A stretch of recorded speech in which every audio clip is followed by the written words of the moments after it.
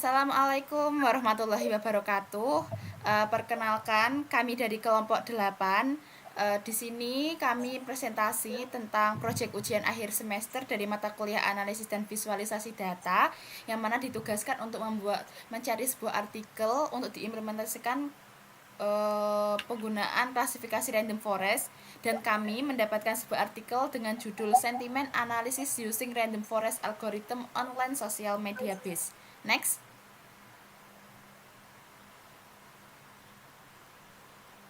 Sebelumnya, perkenalkan, saya Fariska Dwi Kartikasari dengan NIM akhir 001 dan rekan saya Naftali Sumato Pengilatan dengan NIM akhir 085.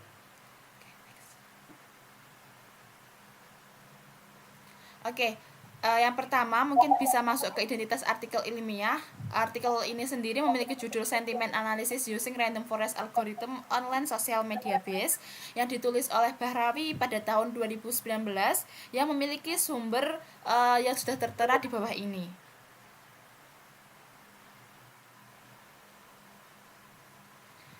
Untuk itu, izinkan kami untuk membahas beberapa subbab. Yang pertama ada latar belakang, ada tujuan, ada metode, deskripsi data, hasil dan pembahasan, dan yang terakhir kesimpulan.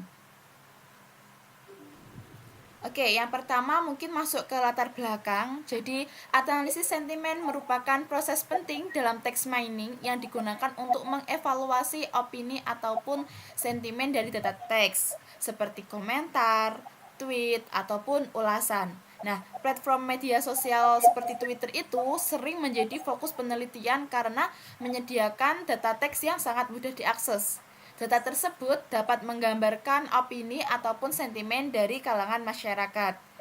Pihak Crowdflower ingin mengekstrak sentimen tentang maskapai besar yang ada di Amerika Serikat dari tweet tersebut, serta kira-kira apa sih yang membuat penempang itu kecewa, sehingga membuat sebuah tweet yang bersifat negatif gitu. Nah, sentimen yang dianalisis akan diklasifikasikan menjadi 3, yaitu ada positif, ada negatif, dan yang terakhir ada netral. Tujuan dilakukan penelitian ini yaitu untuk melakukan analisis sentimen terhadap 6 maskapai besar di Amerika Serikat melalui data Twitter dengan menggunakan pendekatan algoritma random forest. Oke, di sini masuk ke subbab metode. Yang pertama, kami menggunakan tools Python, khususnya Google Colab. Kemudian terdiri dari beberapa tahapan. Ada yang pertama mengimpor dataset, kemudian diikuti dengan melakukan analisis data eksplorasi, diikuti dengan melakukan text preprocessing yang terdiri dari cleansing, scaffolding, tokenizing, sama count vectorizer. Dan kemudian yang keempat yaitu tahap split data training dan data testing. Tahap kelima melatih model analisis sentimen menggunakan algoritma random forest. Yang keenam menguji model menggunakan confusion metric dan precision recall. Oke, masuk ke bagian deskripsi data. Dataset yang digunakan merupakan data sentimen tentang masalah 6 maskapai besar di Amerika Serikat. Dataset ini berasal dari Crowdflower Data for Everyone Library yang diambil pada bulan Februari, khususnya tahun 2015. Sehingga kontributor diminta untuk mengklasifikasikan Twitter positif, negatif, dan netral dengan diikuti kategori alasan negatif, contohnya penerbangan terlambat ataupun layanannya yang buruk. Nah, dataset ini terdiri dari 14.640 baris dan 15 kolom yang terdiri dari tweet ID, airline sentiment confident, negative reason confident, airline sentiment code, name, kemudian ada yang negative reason code, retweet count, text, tweet record, tweet create, kemudian ada tweet location, dan yang terakhir ada user time zone.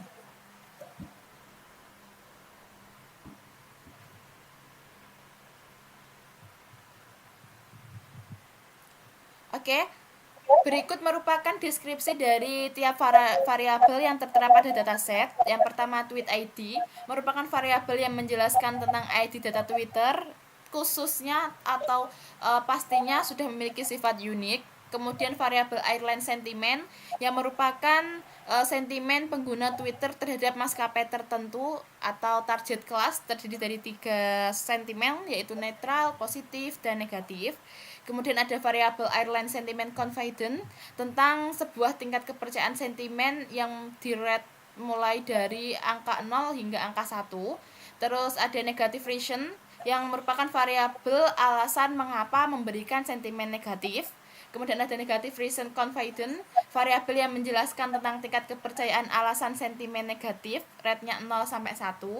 Kemudian ada airline yang mana menjelaskan tentang jenis maskapai, terdiri dari 6 kategori, ada American, ada Delta, Southwest, US Airways, United, dan Virgin America. Kemudian ada variabel name yang menjelaskan tentang nama pengguna Twitter. Kemudian ada variabel user time zone yang menjelaskan tentang zona waktu pengguna Twitter. Ada tweet location, variabel yang menjelaskan tentang lokasi tweet di mana itu dibuat. Kemudian ada retweet count, variabel yang menjelaskan jumlah tweet di retweet. Kemudian ada text yang menjelaskan tentang apa sih isi dari tweet tersebut.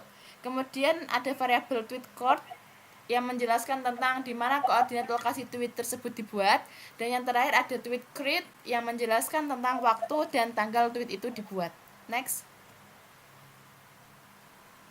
Oke, mungkin selanjutnya akan dijelaskan oleh rekan saya. Oke, selanjutnya masuk ke dalam hasil dan pembahasan. Nah, yang pertama adalah import library dan dataset. Pada bagian atas, ini merupakan library yang digunakan. Dan untuk pada bagian bawah, itu merupakan codingan untuk menampilkan datasetnya yang bernama tweets.csv.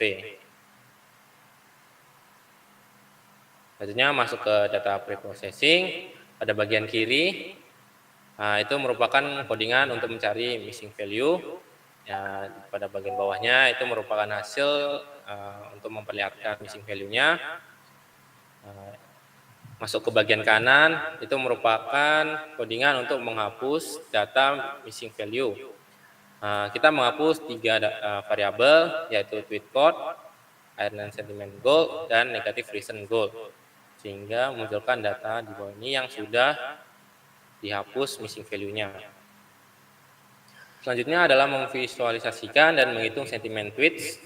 Di sini merupakan codingan untuk membuat diagram pie yang isinya 6 maskapai UIs, yaitu yang tertinggi 26%, yaitu United Airlines, diikuti oleh US Airways 20%, dan yang ketiga adalah American 19%. Selanjutnya adalah memvisualisasikan dan menghitung sentimen tweets. Di sini merupakan codingan untuk membuat diagram pie yang berisi tweets untuk maskapai tersebut. Ada tweets yang netral 21%, positif 16%, dan yang tertinggi negatif yaitu 62,7%. Selanjutnya memvisualisasikan dan menghitung sentimen tweet diagram batang grup, yang dimana ini digrupkan berdasarkan negatif, positif, dan neutral sesuai dengan 6 maskapai. Dan yang paling besar adalah United Airlines. Selanjutnya adalah memvisualisasikan kata yang sering digunakan dalam tweet positif. Kita menggunakan codingan word cloud yang dimana akan menghasilkan gambar di bawah yang paling kiri, yang dimana semua kata-kata tweet positif dijadikan satu dalam satu gambar. Dan masuk ke bagian kanan itu merupakan codingan untuk mencari frekuensi kata yang sering digunakan, seperti thanks, God, good, love, flight, great, dan lain-lain. Selanjutnya adalah memvisualisasi kata yang paling sering digunakan dalam tweet negatif. Sama seperti sebelumnya, kita menggunakan word cloud, yang dimana untuk generate kata tweet negatif sehingga menghasilkan gambar yang di kiri, yaitu kata-kata yang sering digunakan dalam tweet negatif menjadi satu gambar. Dan untuk yang ke kanan itu merupakan codingan untuk mencari frekuensi tweet negatif, kata tweet negatif yang sering digunakan, yaitu misal let fly, now, hold, time, help, hour, AMP, dan plan. Selanjutnya adalah analyzing the reason for negative tweet for each airline. Ini menunjukkan diagram batang grup frekuensi alasan negatif pada tiap maskapai. Masalah customer service adalah alasan negatif utama bagi maskapai US Airways, United, American, Southwest, Virgin America. Penerbangan terlambat adalah alasan negatif utama bagi maskapai Delta. Selanjutnya bisa dijelaskan oleh rekan saya. Oke, mungkin bisa saya lanjutkan di sini, yaitu memprediksi sentimen tweet dengan data text tweet atau mungkin masuk ke split data training dan data testing gitu ya. Jadi di sini sebelah kiri merupakan sintak untuk mencari data training dan data testing, dan sebelah kanan merupakan hasil dari training dan testing datanya. Nah, untuk training sendiri memiliki baris sebanyak 11.712. Untuk testingnya memiliki 2.928 baris. Oke, next. Oke, masuk ke bagian menghitung akurasi. Di sini perlu diketahui kami telah mencoba beberapa rasio perbandingan akurasi mulai dari 80/20, 70/30, dan 60/40 dengan nilai estimator yang berbeda. Nah, dari uji coba yang kami lakukan, ternyata akurasi yang tertinggi itu diraih oleh model yang 80/20 dengan nilai estimatornya itu 100 gitu. Untuk hasil akurasinya sendiri mencapai 84,56%. Yang sebelah kanan ini merupakan hasil conversion metric dari pengujian yang telah kami lakukan. Next. Oke, mungkin masuk pada tabel perbandingan hasil akurasi. Di sini kami memasukkan beberapa perbandingan, yaitu 80/20, 70/30, dan 60/40 dengan estimator yang berbeda-beda. Dan di sini kami cantumkan juga hasil akurasinya. Dapat diamati bahwasanya yang paling tinggi itu nilai akurasinya dicapai oleh rasio 80/20 dengan nilai estimator 100, mencapai hasil 84,56%. Oke, next. Oke, selanjutnya ini merupakan grafik perbandingan hasil akurasi. Nah, dari grafik ini yang pertama ada warna biru yang menjelaskan tentang rasio 60/40. Kemudian warna oranye ini menjelaskan rasio 70/30, dan yang warna hijau merupakan rasio 80/20. Nah, dari grafik ini bisa kita amati bahwasanya warna hijau memiliki grafik yang paling tinggi, dan diikuti dengan grafik warna oranye, kemudian yang terakhir ada warna biru. Akan tetapi jika diamati lebih lanjut, antara warna biru dan oranye ini memiliki perbandingan yang sangat-sangat tipis. Jadi mungkin perlu diamati lebih teliti lagi. Oke, next.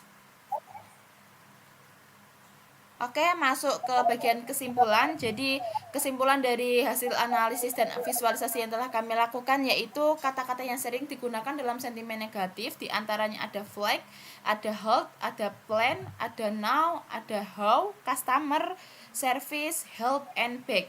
Sementara pada sentimen yang positif diantaranya ada thanks, ada God, ada love, flag, maupun greed. Nah,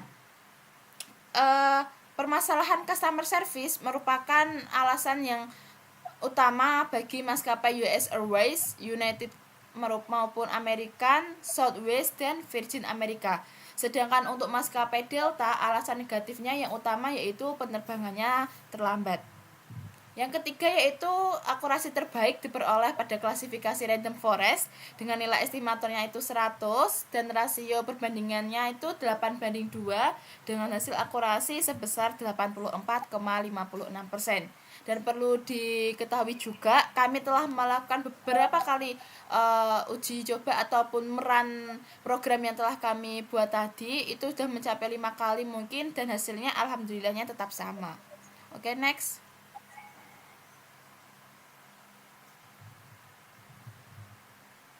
Oke, mungkin cukup sekian yang dapat kami sampaikan. Apabila ada salah katanya, kami mohon maaf yang sebesar-besarnya. Wabillahi taufiq wal hidayah. Wassalamualaikum warahmatullahi wabarakatuh.